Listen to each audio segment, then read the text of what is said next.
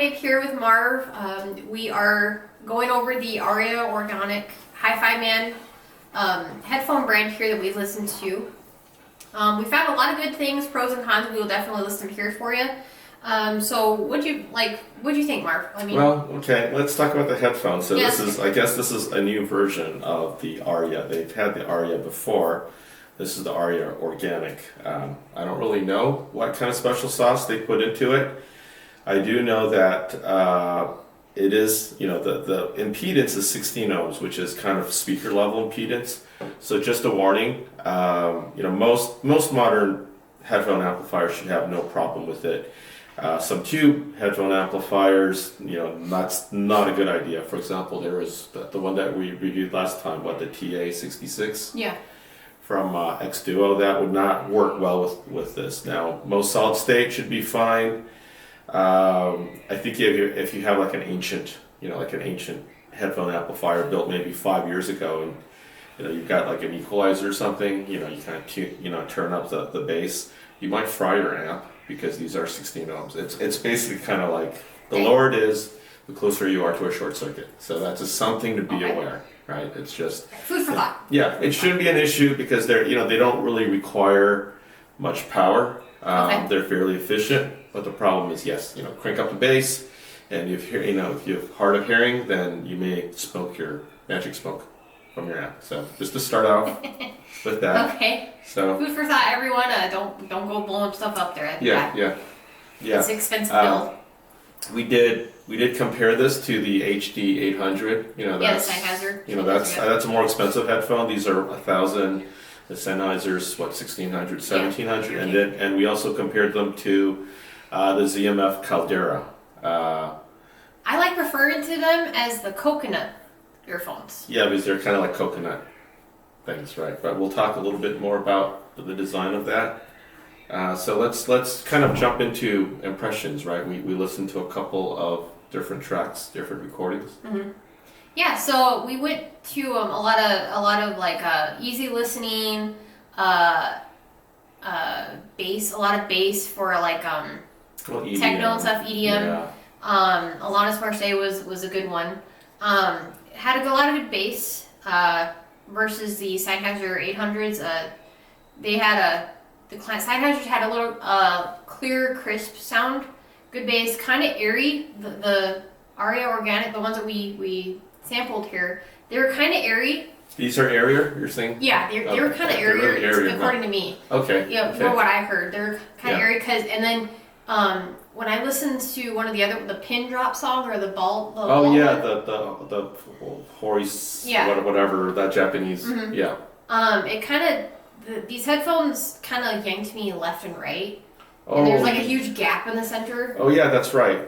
Right. So with the HD 800, right? Mm-hmm. And we're talking about head stage or sound stage, right? The balls kind of bounce like this in front of you, right? And with this, like you mentioned, the balls. Yeah, it was yanking me in like left, right, like left in this direction and then right and then another direction. Yeah, and then I remember. There was like a huge gap in the center. Yeah, there's like a hole in the middle, right? And it was just kind of left and right. Yeah. That right. These I think what we're getting at are that's the downside of these, right? Yeah. I think that was the biggest downside. I know we're starting with the negatives. Yeah. Right. So the biggest downside was the head stage. Okay. Right. Yeah. I personally didn't, with songs like stuff from like, Tracy Chapman or Alice in Chains Unplugged or Alanis, I felt that these kind of crushed the head stage. They're really flat. Yeah. And kind of shallow. Yeah, I mean, kind of shallow, kind of in my head. Mm-hmm. And I know people kind of said they're flattened, but they're wide. I didn't feel they're particularly wide either. Okay. I kind of felt claustrophobic. Yeah. Everything was kind of in there, and I'm not a person who really cares about that, but it was kind of it kind of got annoying. Yeah, I was the same way. Yeah. Yeah. That's starting with that, and then we tried the Caldera, and the Caldera wasn't as good as the Sennheisers, but I felt even the Caldera had better, there's more depth, layering, right? This kind of smushed everything. Yeah, pretty much. In between. Pretty much. Yeah. That's pretty much our thoughts. Yeah, and you mentioned, these are, airy. They've got good clarity, right? Very crisp. They're crisp. Probably a little bit crisper than the others, which is kind of a nice thing for EDM. Yeah. Yeah, and I felt where they really excelled were with clarity and with bass, especially low bass. Yeah. This had more grunt, crisper, kind of faster, more defined bass, with also more oomph compared to either one of them. Caldera was kind of close. Sennheiser was just a little bit murky. Yeah, not too much, but just a little bit. For those of you who are out there who have sensitive ears, it was a little much, but not much of a difference. For that one. Yeah, but they also work easy with easy listening music as well. Yeah, I remember you mentioning that. If it's something that's just kind of mellow and you just want to chill out and you put them on, and you're not really listening critically, they were good to have. Personally, I think with gaming, I probably wouldn't like these because I like to have that depth and direction coming in. And if everything's kind of mushed and there's a hole in the middle, then you don't really feel like you're in the game. Didn't quite work for me. So. What about tone, right? Tone? There's the Sennheiser, there's the Caldera, and then there's these, right? And like just overall tone, if one's brighter, how did you feel about that? Let's see. The coconut ones I liked for tonality. They're the most even. Yeah, the most even ones. Maybe slightly dark, at least with the AirPads that I had. Kind of slightly dark. They weren't quite as exciting. Yeah. I then went with that's just my 2 cents here. So it went the coconut ones, the Sennheiser, and then these guys.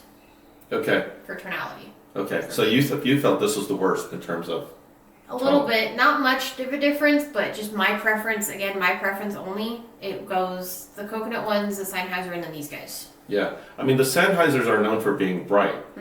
And I mean, they're kind of odd. They're bright, I think there's a little suck out in the middle. But at the same time, I kind of felt the Sennheisers, depending on the song, had a little bit more body fullness, and these, even though they had really good bass, would sometimes just come out a little bit thin. The bass was really in a low bass, right? Yeah. Where it really came out. So that's, wait. And then, weren't there a couple of tracks that we put on? I don't remember which ones. I think it was particularly, it wasn't even necessarily female vocals, right? It was Tom Petty. I think we might have heard a little bit of that with, definitely with Alanis, and then there was Tracy Chapman, where you said something about the high notes? Yeah, so with these, again, I have sensitive ears. With these ones, I felt that when the female in whatever song high-pitched voice, it kind of felt like these kind of shrilled a little bit. I winced a little bit. Oh yeah, you went like that. I kind of had to go for the volume. It wasn't even that high, mind you, because I have sensitive ears. I just went straight to the volume to kind of turn it down. It wasn't even halfway. It was like 1/3 of the volume, and I just kind of, as soon as it hit a high note, I was like, oh god, and I just kind of turned it down. I noticed compared to most people, you do listen a little bit louder than most people. For EDM. Yes. A little bit. So I know you're like what? You tend to crank it up. Not, yeah, a little bit. Well, because I'm testing them. Okay. Usually. That's what I do too. Yeah. I for testing only. But yeah, for these ones, the shrill was a little bit. For high notes, for the top high notes, when they hit the high note, I kind of winced a little bit. Like, not like you're like, oh god, my ears are bleeding. No, it's kind of like.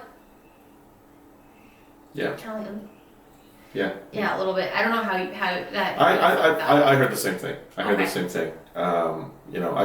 If that wasn't there, I'd love these a lot more. Mm-hmm. It's just that the high vocal range for both males and females, sometimes it would just hit that. Yeah. Okay. Yeah, and that was it's just one area that my ears are a little bit sensitive to. Now, I'm sure if I just kind of turned down the volume and kind of chilled, it wouldn't be an issue. Yeah, but if you were to use these, some games out there, there's horror games, there's screaming involved, and that usually hits the high note. That'd be a good effect. Yeah. No, you're Like, supposed I'm being No. tortured. I'm being killed. I'm being sawed in half. to. You're not. You're supposed to be playing the game, Mark, not in. Right. Okay, kind of Yeah, in the no, game, it's but supposed to not be in the the game. game. Yeah. Someone's performing surgery on me. Oh my God, evil within, right Okay. there. But yeah, there's some games that like they're screaming, so you can't. You can't. You gotta concentrate on what's going on in the game. You can't be like, yee! No, you'd be the victim of that. What's the Hellraiser, right? The Pinhead and all that. Those guys torturing you. Oh. Yeah. Put a bone saw to you or something. Oh my God. Oh my God. Yeah, no. So- that's yeah. So the high note's kind of a show. What else? We talked about construction, right? I think Oh yeah, is it, the construction of it, like well versus let's the other two. construction, right? And I think it was okay. You were. Well, let's go back a little bit before we talk about construction, right? Okay. It was a thing with Zach's ZMF Caldera and the big coconut Oh the wood yeah, cups, yeah. right? And you're like, you mentioned who designed these? Was Yeah, someone- so when I saw these, I've never seen these before. Like I swear to, that's why I call them coconut headphones, because they look like coconuts because they're fashioned out of wood. But who the hell fashions headphones out of wood? Yeah. Nobody does that. It's usually this stuff right here. So when I first saw them, it's very very artsy. I love the artsy. I love the style of it. He kind of puts his own touches on it. Yeah, kind of. yeah. And there's a little sound from the different types of wood, right? Yeah. So apparently, he uses different types of wood to build his headphones, and it depends on. It's kind of like that's why I asked. It kind of depends on what kind of material you use. The sound bounces off of it, kind of like how limestone bounces, makes sound waves bounce through limestone pretty well. Different types of wood does the same thing, which is why I asked. Does this guy have a sound degree, sonographer, or a sonar degree? Yeah, well, you mentioned that because we saw that. What was that movie that we saw with? Oh yeah, we saw down. Yeah, Kelsey it was Grammer. called Down Periscope. Yeah. Yeah, there's a character in there called his nickname was Sonar. Oh yeah. Yeah, he pretty much heard it. Everything. Yeah. So, He's like the submarine version of radar on MASH. yeah, pretty Right? much.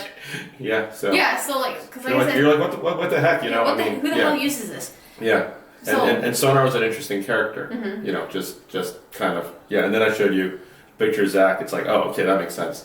Yeah, so he's The mad scientist. yeah, man, yeah, exactly. Guy, whatever. Bill Nye Yeah. the Science Guy, only younger. Yeah. For those of you who are in that Bill Nye Science Guy genre or universe, so yeah, that was interesting. The artwork, the how the sound bounced off of it. Pretty much Yeah, the sonar thing. So then we talked about We can ask him, does he have a what sonar? would kind of ship, right? What would? Oh right? yeah, And like then- so material wise, I was on two aircraft carriers, and I wasn't in the music industry before then. Had I been in the music industry with like these types of headphones, I kind of was wondering what would take the brutal force, the wear and tear. What would survive? What would survive? What would survive that- on the flight deck? Yeah, on of the a flight carrier? deck, carrier life, pretty much. Or what would survive the longest? Yeah. Yeah. So these unfortunately wouldn't last too long. I hate to say it. The metal would bend. I wouldn't say corrode yet, maybe, but you get like a lot of salt buildup because it's just the kind of metal it is on the overhead here. Because when you're on the if you're listening, because on the boat and stuff like with stuff that has like this kind of stuff, because you listen to it so often, it gets all sweaty and salt waters into it. Even this is kind of thin, right? Yeah. I don't have Zach's headphone here, Yeah. but he's got a pretty thick pad, and it also looks replaceable. Yeah. I mean, this is probably replaceable too, but It's mainly the metal, and then how you adjust the headphones. If salt were to get in there mixed with water, it's just it would break very easily, or Well, it wouldn't be able to adjust. the rods attached to the gimbal. I was concerned about that on the ZMF headphones. Those are going to rust too, right? They're metal. Yeah, but they're a tougher kind of metal. Oh, because it's a bigger It's a thick rod, right? bigger rod. You could easily take like a wire brush after it and not have to worry about, am I gonna break it? You guys have stuff like that on the boat, just to scrub all the We can salt well, not really to scrub salt, but we'd easily just access, tap one of our buddies or work center, like, hey, do you have any wire brushes? And I'm like, here you go. Yeah, they're gonna have tools on board, Yeah. right? And I think the other thing was overall finish. I mean, obviously Zach's, the ZMF was the nicest. I mean, it's also the most expensive. It's kind of a bespoke headphone, almost custom made. The next one was the Sennheiser, kind of a high tech plastic, right? Yeah, Like higher material than this. Although it depends if you are really, really wanting to get your music out of deployment. It depends with each person. Since those are more expensive, 1700. Yeah. Are you willing to bring those out on the boat and tough out the wear and tear of them while listening to your music, to kind of make the deployment as enjoyable as possible, kind of escape the world. But what I would worry about the Sennheiser ones is the little openings on the outside of the speaker with the salt. I swear to God, guys, that salt water is terrible. Yeah, I probably corrode all the inside of anything that has an opening, right? Yeah, any kind of open headphone, right? These are open headphones. Yeah, these would last. The Sennheisers are open. Yeah. Yeah. No go. Yeah. Mm-mm.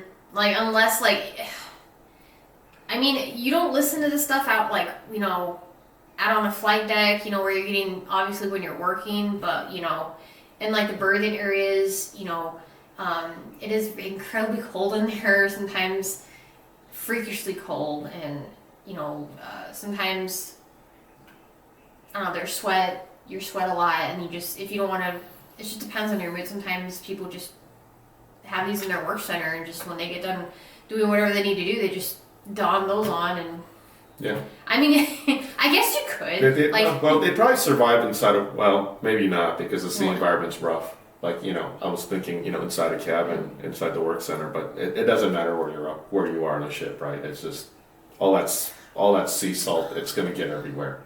I mean, there's work centers where the doors close and stuff like that, but it's still, you sweat and stuff, and when you're on the flight, the salt water gets on you. It gets everywhere. Yeah. Okay. So, now, and your hair, hell, even when you take showers, it's that kind of water. Granted, you're not bathing in salt water, but that kind of water is it's treated, but...